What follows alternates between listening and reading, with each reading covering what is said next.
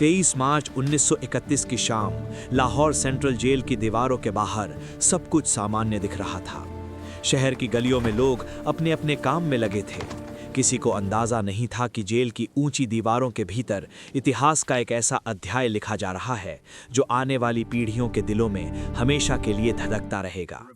आधिकारिक घोषणा के अनुसार फांसी 24 मार्च की सुबह दी जानी थी, लेकिन ब्रिटिश हुकूमत ने चुपचाप फैसला बदल दिया था।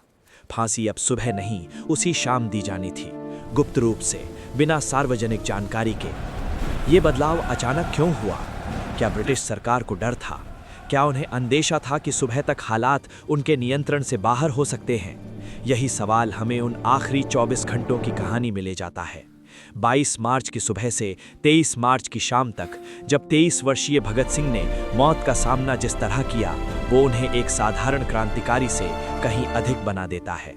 22 मार्च 1931 की सुबह लाहौर सेंट्रल जेल की कोठरी में भगत सिंह शांत बैठे थे। बाहर पूरे देश में दया याचिकाओं की मांग उठ रही थी। कई राजनीतिक नेताओं ने भी सजा कम करने की अपील की थी। गांधी इरविन समझौते की पृष्ठभूमि में ये सवाल भी उठ रहा था कि क्या अंग्रेज सरकार नरमी दिखाएगी? लेकिन कोठरी के भीतर बैठा युवक किसी राहत की प्रतीक्षा में नहीं था। वो जानता था कि उसका मुकदमा सामान्य न्यायिक प्रक्रिया से अलग एक विशेष ट्रिब्यूनल के जरिए चलाया गया था और निर्णय पहले से तय था। लाहौर षड्यंत्र केस में भगत सिंह, राजगुरु और सुखदेव को फांसी की सजा सुनाई गई थी। उन पर 1928 में लाहौर में ब्रिटिश अधिकारी जॉन सॉन्डर्स की हत्या और 1929 में केंद्रीय विधानसभा में बम फेंकने का आरोप था।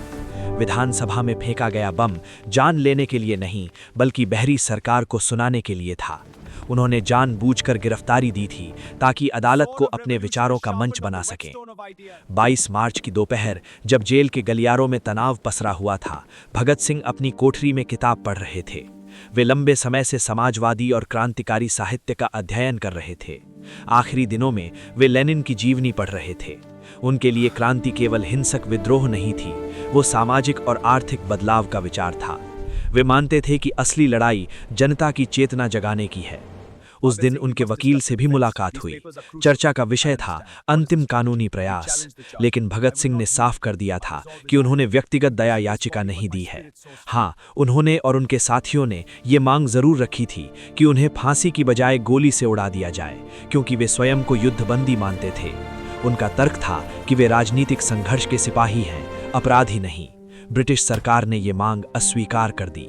22 मार्च की रात जेल में असामान्य सन्नाटा था। पहरे बढ़ा दिए गए थे।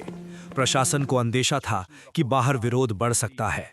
उसी रात लाहौर शहर में अफवाहें फैलने लगीं कि फांसी की तारीख बदली जा सकती है, लेकिन आधिकारिक तौर पर कुछ घोषित नहीं किया गया। 23 मार्च की सुबह परिवार को अंतिम मुलाकात की अनुमति मिली। उनकी मां विद्यावती, पिता किशन सिंह और अन्य परिजन जेल पहुंचे। मुलाकात का समय सीमित था।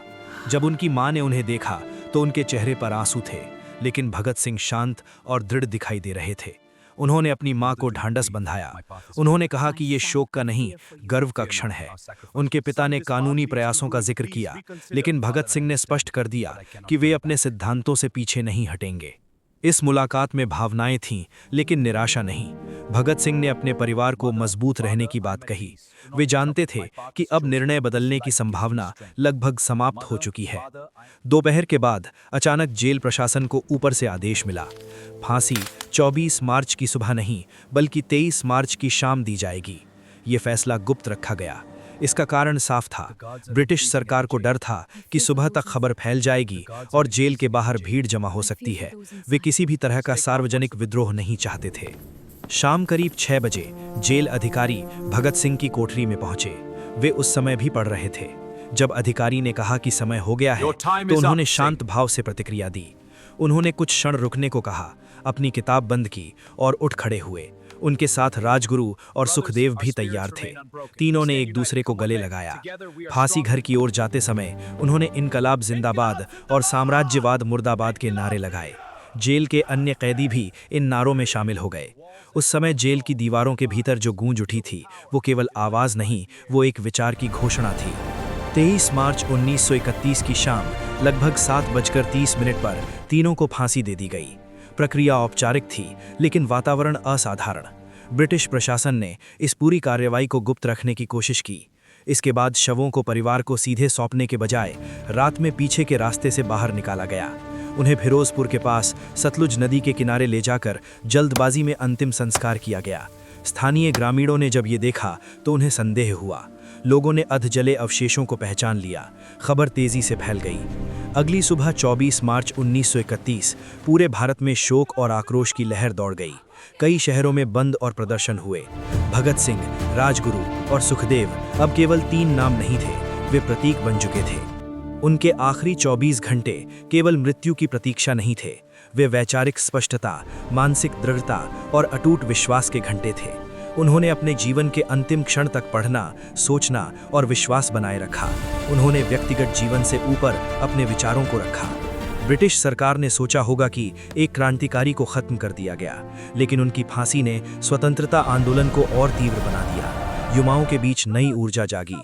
इनकलाब जिंदाबाद केवल नारा नहीं रहा, वो एक युग की आवाज बन गया। उन आखिरी 24 घंटों की कहानी हमें ये याद दिलाती है कि इतिहास केवल घटनाओं से नहीं बनता, बल्कि उन क्षणों से बनता है जब कोई व्यक्ति अपने सिद्धांतों के लिए अंतिम सीमा तक जाता है। भगत सिंह ने अपने जीवन के अंतिम दिन में भी वही किया, अपने विश्वास से समझौता नहीं किया।